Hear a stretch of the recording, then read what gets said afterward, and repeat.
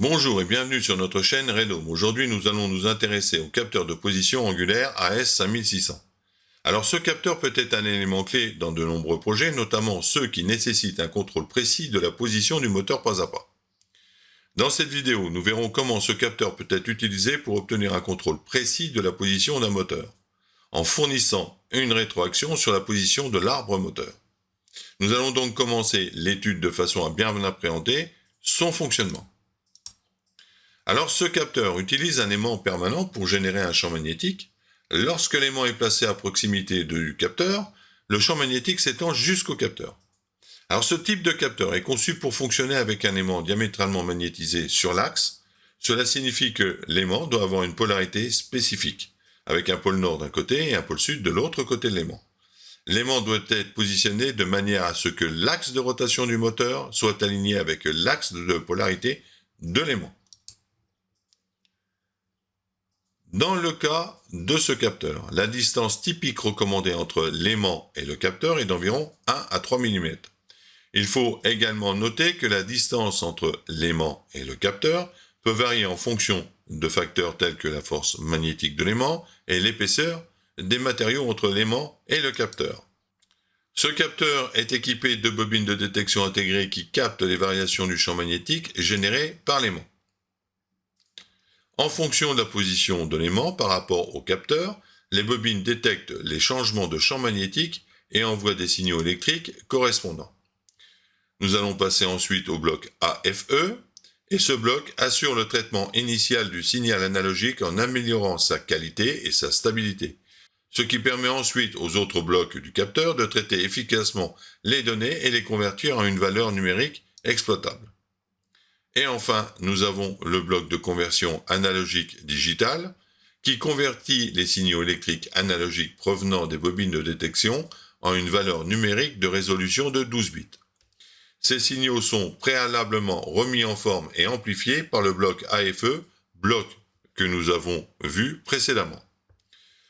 Voilà donc les principaux blocs. Si certains d'entre vous souhaitent avoir une vue complète de l'ensemble des blocs, il suffit de nous le demander dans les commentaires et nous serons ravis de consacrer une vidéo dédiée à cet aspect spécifique.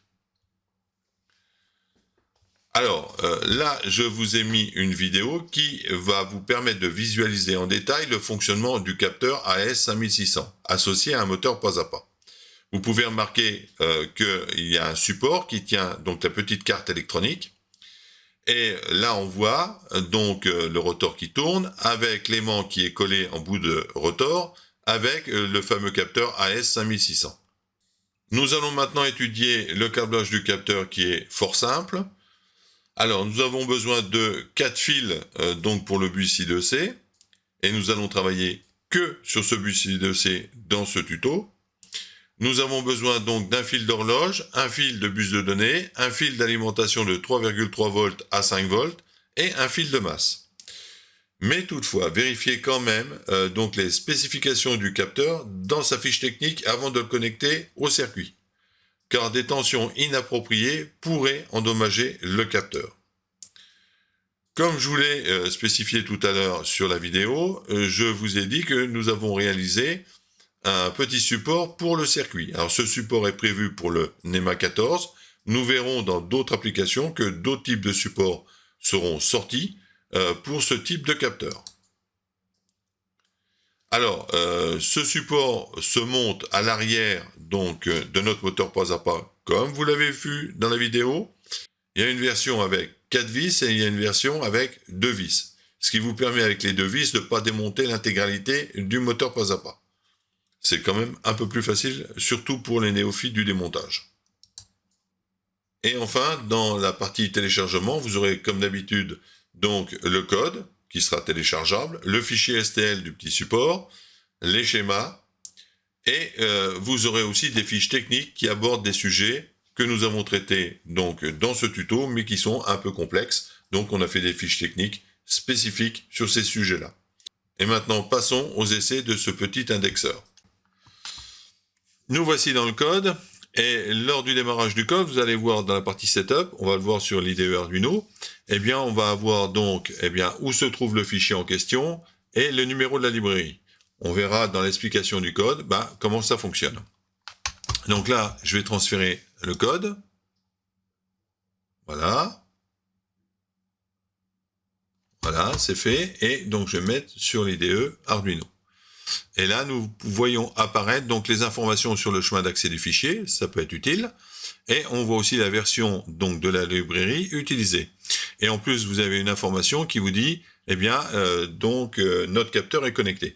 Ce qui peut être utile lors, par exemple, d'une rétroaction, et vous voyez qu'il y a quelque chose qui ne bouge pas, ben, on peut donc faire un sous-programme qui va aller vérifier si le capteur est toujours connecté. Alors là, par défaut, donc il a été vérifié la position de l'aimant sur le capteur. Et là, il vous donne une position avec la position du 0. Là, par exemple, je vais lui dire de bouger à 90 degrés. Mets-toi sur 90 degrés. Et voilà. Vous avez vu, il nous affiche aussitôt la valeur à 90 degrés. Alors, ce qu'on peut faire, c'est une mise à 0. Vous voyez, là, on est à 90. On va appuyer sur le bouton. Je vais appuyer sur le bouton et il va faire la mise à 0 à partir de cette valeur-là. Voilà.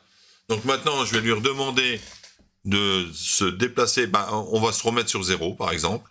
Remets-toi sur 0.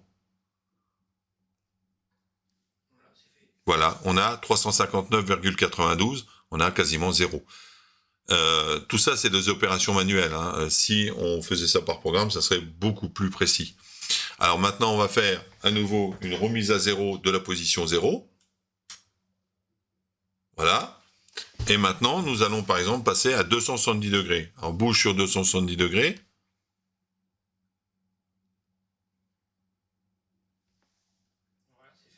Voilà, 270 degrés. C'est quand même assez précis. C'est même très précis. Alors, pour vérifier, par exemple, si votre moteur pas à pas est parti de A vers B et qu'il a bien fait la distance et qu'il n'y a pas eu de saut de pas, s'il y a eu un saut de pas, bah forcément, il n'est pas à la bonne distance. Et avec ça, on peut avoir, par exemple, un système de calcul d'angle qui fait une somme de tous les angles et vous déterminera donc la distance, ce qui est quand même pas mal. Maintenant, on va passer à l'explication du code. Ça va nous permettre de voir un petit peu comment tout ce petit monde-là fonctionne. Nous voici dans l'explication du code. Alors, la première chose à réaliser, c'est donc inclure les deux librairies qui vont nous être utiles pour ce code, c'est-à-dire entre autres l'AS5600 et la librairie qui nous sert à gérer la communication I2C. Ensuite, nous avons à créer une instance pour le capteur AS5600 et cette instance va nous être utile pour interagir avec le capteur et accéder à ses fonctionnalités. Nous avons après des déclarations à faire sur différentes variables, donc la position du 0, le numéro de la broche du bouton poussoir, la variable pour lire l'état du bouton poussoir. Voilà. Nous voici dans la partie Setup et la première chose à réaliser, c'est l'initialisation de la communication série. Alors là, on fixe le débit de communication à 115 200 bauds. Ensuite, on initialise la communication I2C. Et dans notre cas en particulier, le capteur AS5600 communique via le protocole I2C. Donc, la commande d'initialisation est nécessaire pour permettre la communication entre votre Arduino et le capteur AS5600. Et en particulier, dans la librairie AS5600, et dans cette version, elle fait un appel en interne à cette initialisation. Mais même si la bibliothèque qu'on utilise là fait déjà un appel interne, eh bien, on le déclare quand même. Pourquoi? Parce que ça aide à la lisibilité et à la compréhension du code. Et éventuellement, si on change de version et que la personne qui a changé la version ne fait plus d'appel en interne, bah, vous n'avez pas de mauvaise surprise. Ensuite, nous avons donc 3 lignes de code qui vont nous permettre d'afficher le nom du fichier. Alors, ça peut être utile pour le débogage, en particulier lorsque vous travaillez avec plusieurs fichiers sources, par exemple, et que vous voulez vérifier rapidement dans quel fichier vous vous trouvez. Alors, lors du lancement du setup, eh bien, vous avez une ligne qui va apparaître avec le chemin où se trouve votre fichier. De même, dans les deux lignes en dessous, on affiche la version de la bibliothèque de la AS5600. Alors, ça peut être utile pour le débogage, et en particulier si on rencontre des problèmes avec notre code, ou si vous voulez vérifier si vous utilisez la version la plus récente de la librairie, ou éventuellement si vous devez clarifier quelle version de la bibliothèque vous utilisez lorsqu'on demande de l'aide à une tierce personne. Ensuite, nous avons l'initialisation du capteur AS5600 et on détermine la direction de la rotation du capteur. Alors là, une ligne de code qui peut être intéressante. Cette ligne de code appelle la fonction isConnect de la classe, donc de l'AS 5600. Alors cette fonction vérifie la connexion entre votre microcontrôleur et le capteur AS 5600. Elle retourne une valeur booléenne de 1 si la connexion avec le capteur est établie et 0 si c'est pas le cas. Alors ça peut être intéressant pour plusieurs choses. Entre autres, si on fait de la rétroaction et qu'on vérifie l'angle et on s'aperçoit que l'angle n'a pas bougé alors qu'on a donné l'ordre donc au moteur pas à pas de se déplacer. Ou alors, comme il est posé là, c'est-à-dire vérifier lors du démarrage du programme que le capteur est bien connecté. Ensuite, par défaut, on va récupérer la position de 0. Donc, la position 0 à un moment donné, c'est-à-dire lors de la fin du setup, on va s'assurer que notre position de détecteur de l'AS 5600, eh bien, cette position, on va la récupérer en nombre de points, ce qui va nous permettre de déterminer que c'est là le 0. Nous voici dans la partie loop et nous allons lire l'état du bouton. En fonction de l'état du bouton, on va régénérer une nouvelle position 0. On a, par exemple, rebougé le robot, le bras, l'indexeur. Eh bien, on se remet en position 0, on appuie sur le bouton là et on va avoir un nouveau point 0 qui va être régénéré. Cette ligne de code lit l'angle ajusté à partir du codeur AS5600 et va l'afficher sur le moniteur. Après, nous avons donc la valeur brute de la position du 0. Ça peut être utile, mais là, c'est surtout pour aider à la compréhension du fonctionnement du capteur. Alors là, vous pouvez voir quand même un petit truc ici, la serial print, donc anti/t. Alors, la commande serial print anti/t dans le code Arduino envoie une tabulation sur le port série. Après l'envoi donc de cette commande serial print anti/t, les données suivantes envoyées sur le port série sont décalées sur la partie droite, comme si vous avez appuyé sur la touche de tabulation d'un éditeur de texte, par exemple. C'est exactement la même manip. Alors, ensuite, eh bien, on va mesurer la position angulaire avec le capteur AS5600 et on va afficher la valeur de l'angle en degrés. Alors là, c'est un sous-programme. On va donc dans l'onglet du sous-programme et là, on va convertir l'angle en degrés. Alors, cette ligne prend la valeur de l'angle brut actuel du capteur AS5600 et soustrait la valeur de la position 0. Cette soustraction est utilisée pour étalonner l'angle afin qu'il commence à 0 dans la position de l'aimant que vous avez défini comme 0. Ensuite, cette ligne vérifie si la valeur d'angle brut est devenue négative à la suite de la soustraction précédente. Si c'est le cas, elle ajoute 4096 à la valeur pour garantir que l'angle est toujours dans la plage 04096, qui est la résolution donc de notre système de codage. Et enfin, on convertit la valeur d'angle brut, qui est la valeur allant de 0 à 4096, en degrés.